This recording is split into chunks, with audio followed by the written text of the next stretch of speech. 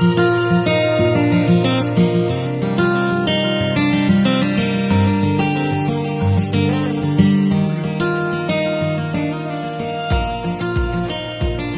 you for being here today for another segment of A View into the Collection.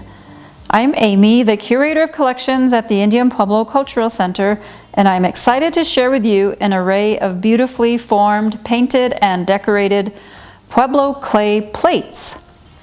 Many of us are familiar with Pueblo jars, bowls, and vases, originally formed out of necessity as vessels to hold and store water and food.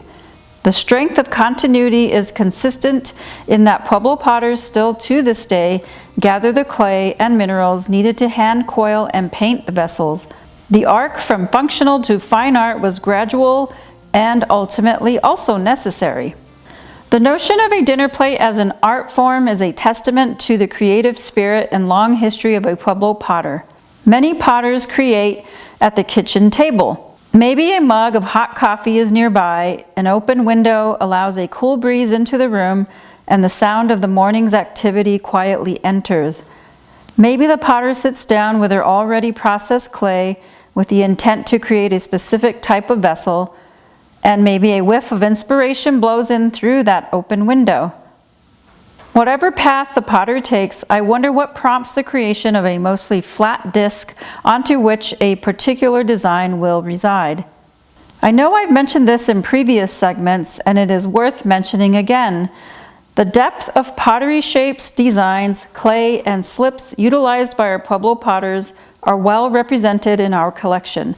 I chose a representative sample of plates ranging from the red and tan of Okeo-Wingé, a black on white example from Acoma, to the polychrome and polished black on black wares from the Pueblos of Santa Clara and San Ildefonso. Combined, they provide testimony to the natural materials available to each Pueblo potter and a glimpse into an individual potter's creative mind. The Pueblo of Okeo-Wingé is situated 25 miles north of Santa Fe. Potters there use a tan-colored clay and usually paint designs in red and beige slips.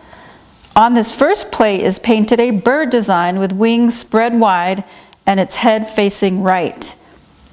The bird is further embellished with lightly carved lines, outlining each section while providing another layer of visual play. Epifania Garcia formed, painted, and carefully etched the lines of this wonderful plate.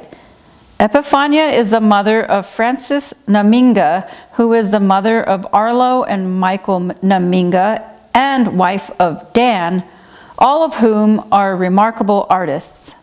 Another fantastic plate was painted with an avanyu, or water serpent. This work by Crucita Cruz also shows off the beautiful earthy red and tan colors accented with a soft white slip. The wavy body of the water serpent represents the rush of water down a previously dry arroyo, while the arrow of a tongue evokes lightning during a summer rainstorm. Crucita outlines her avanyu with a half-inch band of tan followed by a thin line of soft white. Just out of view is the beginning of the highly polished red slip that covers nearly the entire backside of the plate. What wonderful workmanship! This style of Okeo-Wingé pottery started in the 1930s and was inspired by unearthed pottery shards found at their ancestral pueblo of Patsui. Crucita is one of 8 potters who were inspired by and revived some of the pottery designs and etching techniques seen on the unearthed shards. Crucita was a gifted artist as seen in the smooth and balanced avanyu she painted on her plate. The 3 polychrome plates are each unsigned and were collected by the donor in the mid-1950s.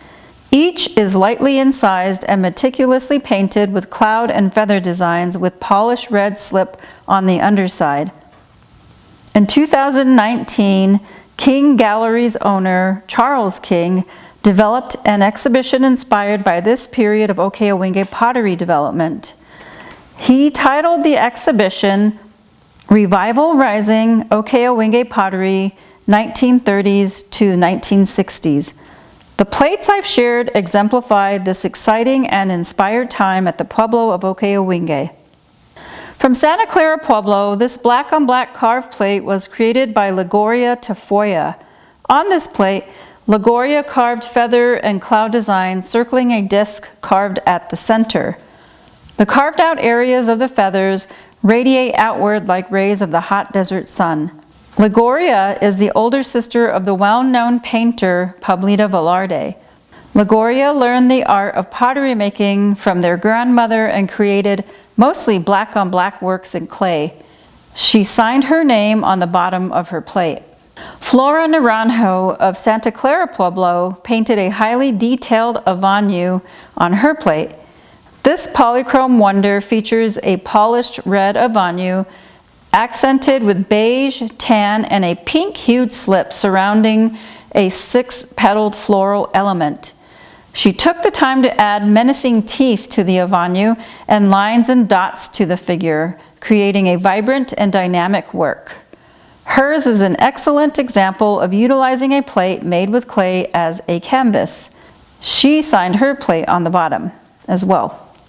Another marvelous example of using a plate as a canvas is this black plate made by Kevin Redstar. He chose to embellish a variety of design elements with small turquoise and coral stones, as if the design elements alone weren't enough to capture the viewer's attention. Remarkably, it all works well together, and the beautiful array of feathers below the rim wrap the scene that Redstar titled Corn Maiden. Placed in the center is the Corn Maiden.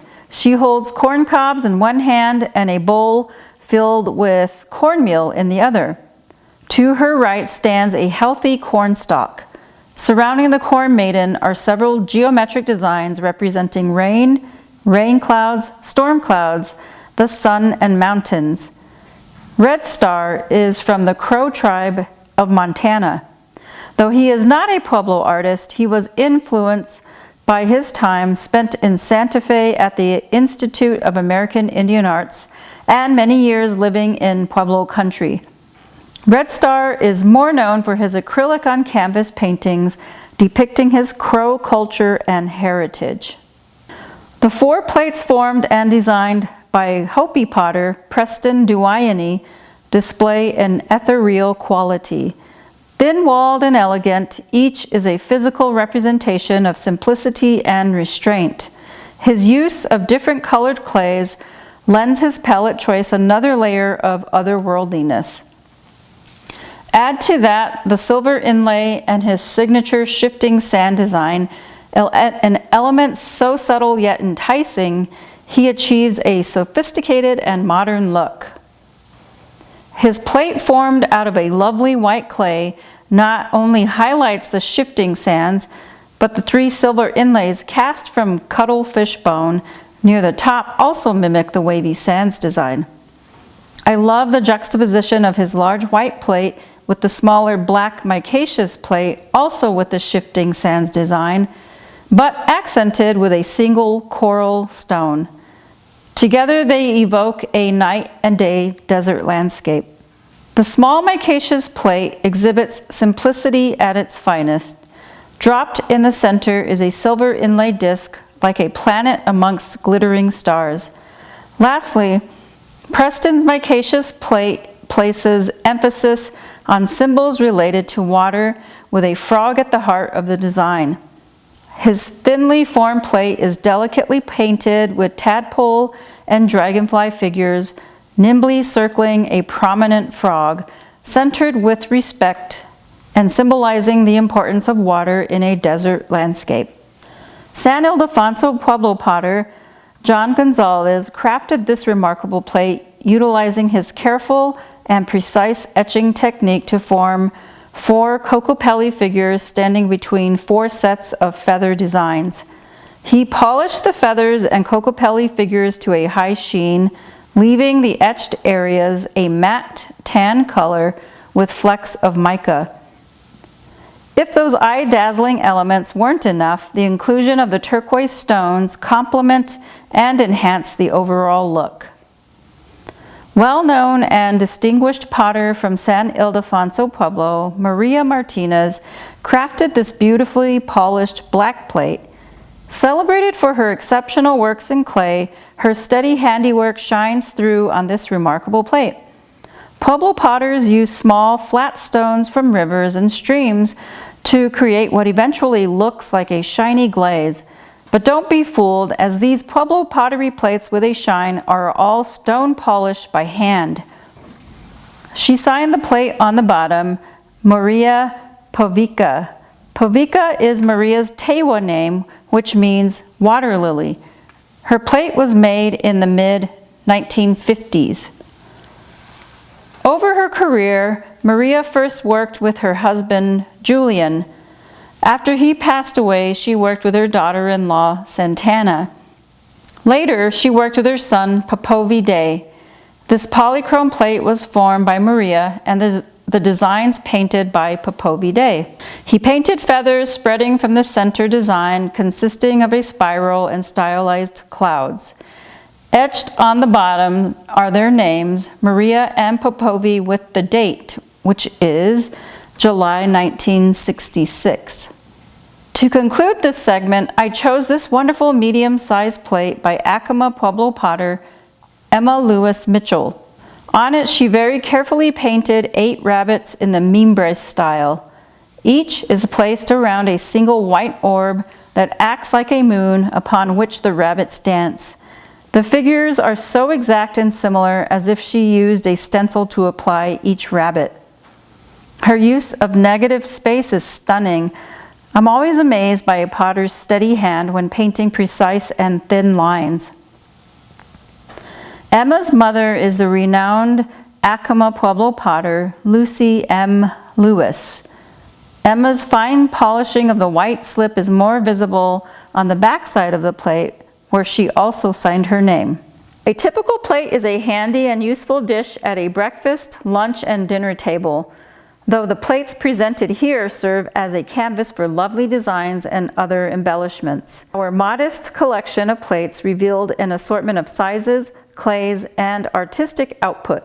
This recognizable and straightforward shape discloses a story of continuity and tradition through the hands and minds of our Pueblo potters, and I hope you enjoyed seeing them as much as I have. Thank you.